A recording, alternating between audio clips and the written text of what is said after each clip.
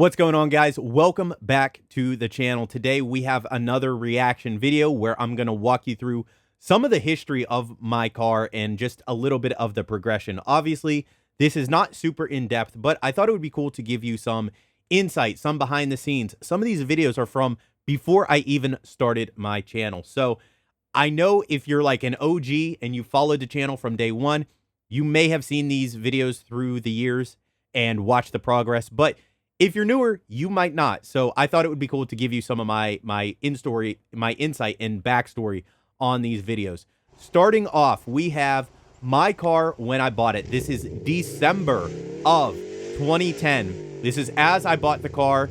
The prior owner had returned it to stock, basically. He left on a K&N short ram intake and this no-name catback exhaust, which was terrible and trash. But I will say it actually held up better than the Gimmick Motorsports exhaust I had. But you could see I had the Southeast Naziok decal. That was as the car was when I bought it.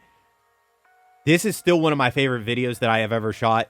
Not that it's that amazing, but those brakes, whew, those yellow brakes on that World Rally Blue looks so freaking good. I will be rewrapping my car because we're going to get to it. Obviously, my car is a lighter blue now. We're going to rewrap that, and I am going to redo the brakes. When I redo those brakes, I'm basically sold on redoing them neon yellow. Over the years, they have faded, which we're also going to see in this video. They faded because I shot Glow Be Clear, which glows in the dark, and you'll see in this video. It glows in the dark, but it is not UV stable, meaning whenever the sun hits it, it just dies. I knew it was a risk, but I figured I'd roll with it. Man, look at that yellow, though. I love that. That is so bold. And in my opinion, brakes should be in your face. Brakes are such a nice accent on a car, especially when you have bigger brakes. Obviously, these are the 4-pot Brembos. They aren't the massive ones that are on the STi now with the 6-pot, but I thought it would be really cool. I'll show you these decals a little bit later, but we have hashtag Team Paul Walker, hashtag Tuna No Crust, B is for Build is on there. On the window, we have some others as well. I have my Rally Armor mud flaps, which I still have. I just haven't had them installed on the car. I have the black wings design on the hood, which if you missed that video, it's because there was actually a dent in my hood covering. So I did that to cover the dent on the one side, the patchwork, and I matched it on the other side. But it's funny because I've had people message me on Instagram and they mimicked that same thing because they thought it was cool. Here you go. Glow in the dark. Obviously, this is doctored slightly because the cameras could be more sensitive. So it's not like they glowed that bright to the naked eye, but they definitely glowed and it was really cool. And obviously, I'd match that with the hella horns as well. Overall, I do not regret powder coating them in that color at all. I thought it was really cool to do the glow in the dark as well. And being that I did it myself, it really wasn't a major deal, right? Like, it was minimal cost to me. I basically paid for the powder coat and that was it. But those yellow brakes on that World Rally Blue still look so clean, especially with the black wheels. I absolutely love it. Continuing on, we are jumping ahead another, I shouldn't even say a year. It's not even that year. It's like a few months. This is with my new NK wheels. I still have these wheels. I still have this setup. Obviously, the car is a different color now, but it needs to be redone. And yeah, there we go. Beat Rush tow hook, NK wheels. I don't recall exactly what I think they're the Regin wheels. I don't know how to say that. I'm sorry if I mispronounce anything. I don't care. I'm not like a grammar Nazi. But yeah, B is for Build, hashtag No Crust, hashtag Paul Walker. I have my DIY rear diffuser at this point. Currently, I have one from Contender 8 that is ABS plastic and is much better. And yeah. And so there we go. This is obviously after I wrapped my car. So this is summer of 2019. I still have the car set up this way, more or less. And I love that blue. When I rewrap my car, I am going to change the color. I'm not going with the same blue. And it's not that I love that blue. I absolutely love that blue. I like to change things up. And having the car that color blue for, well, 5 years now, I absolutely love it, but it's time for a change. So I'm leaning very heavily towards a white. I don't know if I'm going to go with like a clean Arctic white or maybe something metallic. I don't know. I do know it's a little trickier to wrap with a metallic, but I'm leaning very heavily towards white. I think that would be sick. We'll see. I don't know. I haven't decided yet. We're not there yet. First step is to get this car back on the road. That is, get the engine fixed. Needs new valves, probably new heads. We'll see. And here we are with a walk around, right? This is actually even before I put the headlight tint on my headlights. It was, I believe, Hexus or Vivid. I'm sorry. I apologize. It was Vivid. It was in the update video. If you haven't seen my update, that faded to crap. I understand it's been several years, so I'm not trying to blame them for that. I'm undecided. I still like the slight tint on the headlights. I don't know that I'll go with the same brand. I probably will end up using the same film that I used on the taillights because that film worked great. You could tell. Here you go. You could see that my brakes have faded quite drastically in quick order, in short order.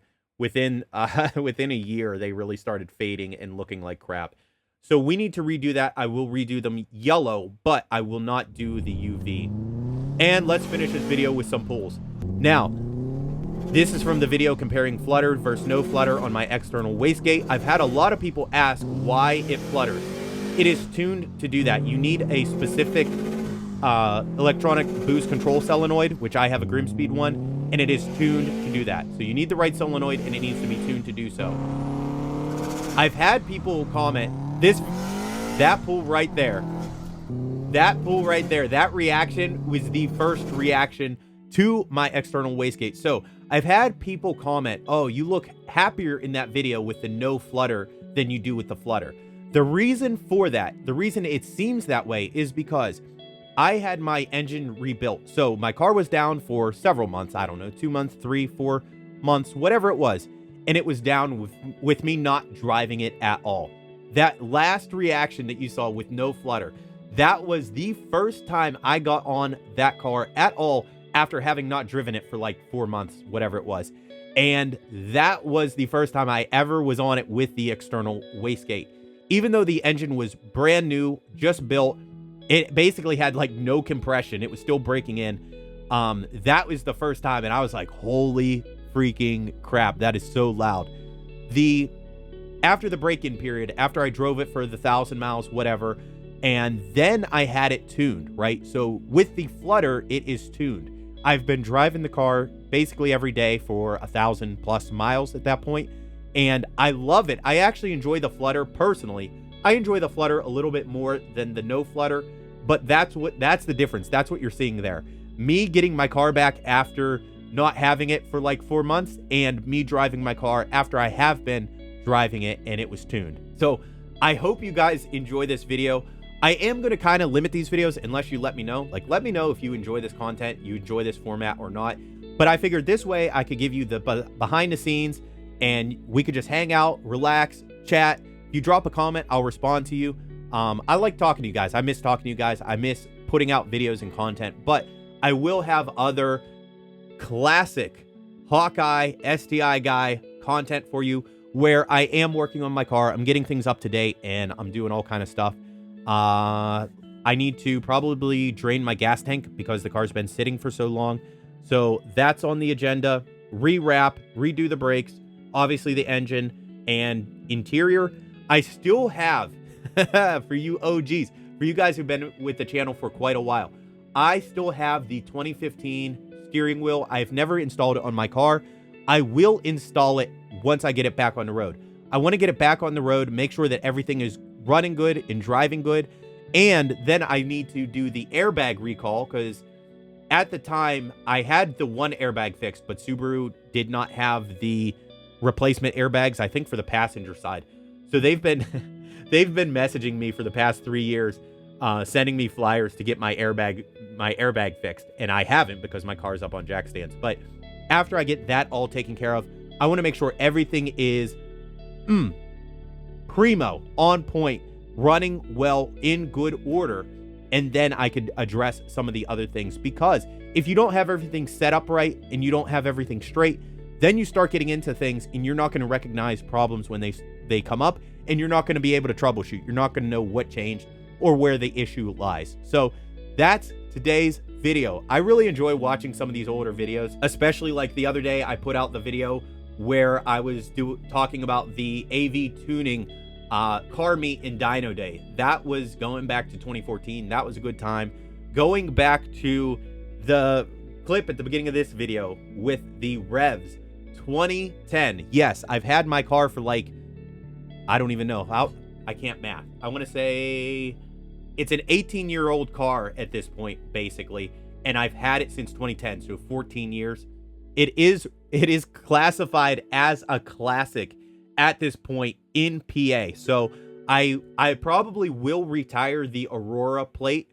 I love that plate. I need to check on all the fees and stuff, because some of these people, some of these states, some of these government agencies have all these hidden fees and crap. I don't mind paying a fee, but like, as long as it's not a yearly thing or something stupid, I am going to apply for the classic plate in Pennsylvania.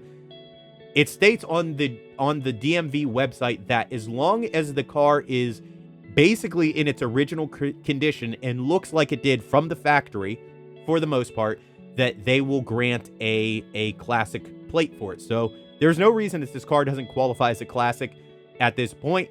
I probably will go for that plate, and I'll keep you posted on that, but that's what's coming up. Like I said, we're going to be putting out some more videos, so make sure you're subbed, turn on your notifications. I am also dropping more content over on Instagram. With that being said, I love you guys. I hope to see you. I will be at Vintage Grand Prix this year in July, so maybe I'll see you then. If you see me, stop me, say, hey, Hawkeye, you're an idiot for not posting for 3 years, but I'm glad you're back. Whatever. But I love you guys. I'll see you. I'll catch you in the next one.